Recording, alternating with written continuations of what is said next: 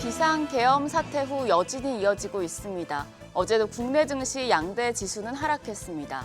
시장에 짙게 깔린 정치 리스크가 해결되기까지는 시간이 더 걸릴 것이란 분석이 나옵니다.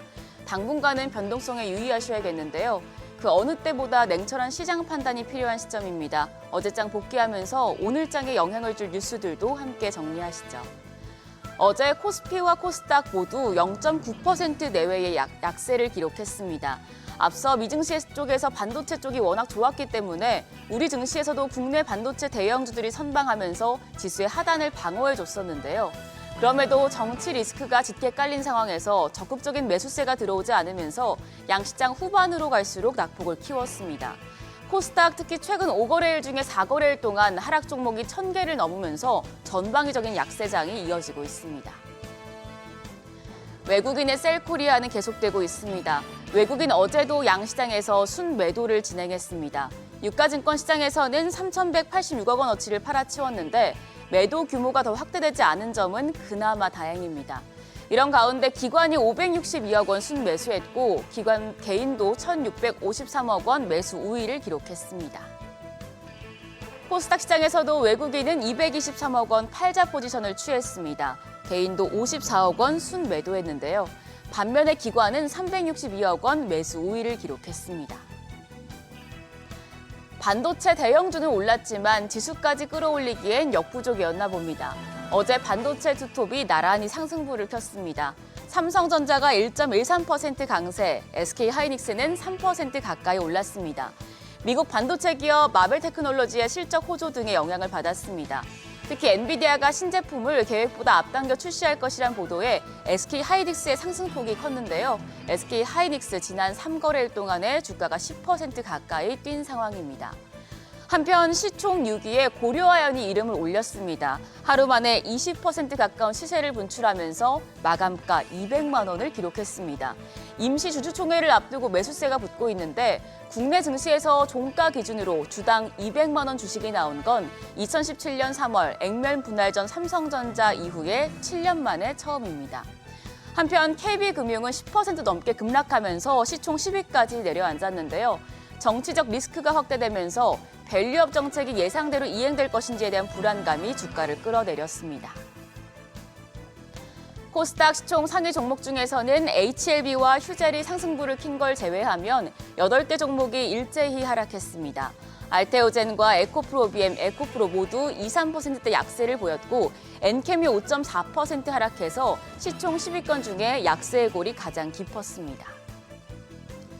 환율은 예상대로 올랐습니다. 정기장 마감 시간 달러 기준 5원 올라 1,415원 10전에 거래를 마쳤습니다.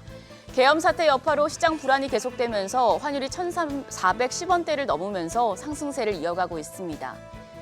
이후에 환율 야간 거래에서는 상승폭을 더 키웠습니다. 1,417원까지 상승폭을 확대했고 오늘 새벽 6시 역외 환율은 1,415원대로 주간 종가 수준으로 다시 내렸는데요. 오늘 외환시장 보합 출발할 가능성이 높겠지만 1,420원대까지도 오를 수 있다는 점은 염두에 두셔야겠습니다.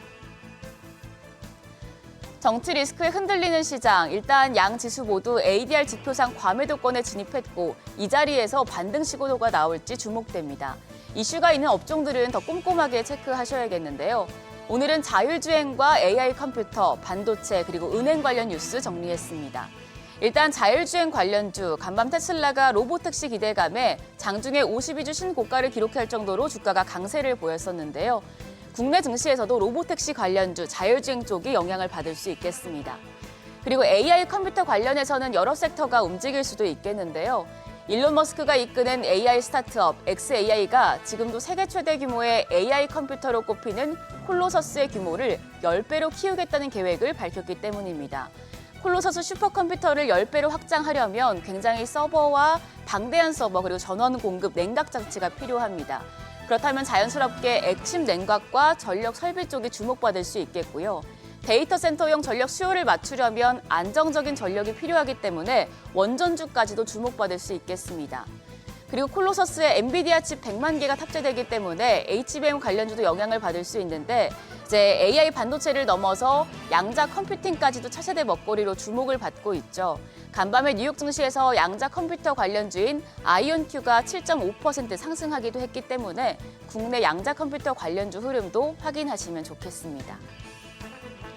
다만 반도체 같은 경우에는 삼성전자가 중국 파운드리 업체에 밀린다는 소식이 보도가 됐고요. 중국 산업계가 미국산 반도체 구매를 거부하겠다고 밝혀 우리나라 HBM 수출에 적신호가 켜진 상황입니다. 게다가 간밤에 뉴욕 증시에서 반도체 쪽에 투매가 나왔기 때문에 오늘 반도체 쪽은 다소 부담감을 안고 출발하겠습니다. 어제 하락폭이 제일 컸던 은행주는 어떨까요?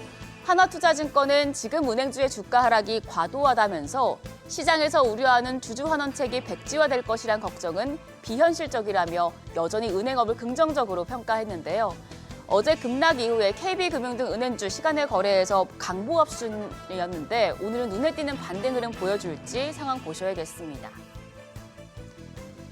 오늘 일정도 체크하시죠. 오늘은 로제의 솔로 앨범이 발표되고 트와이스 신곡도 나옵니다. 엔터주에 영향을 줄 수 있겠고요. 주말 사이에는 미국에서 뇌전증 학회와 혈액 학회가 개최됩니다. 제약 바이오 쪽 움직임도 체크하셔야겠습니다.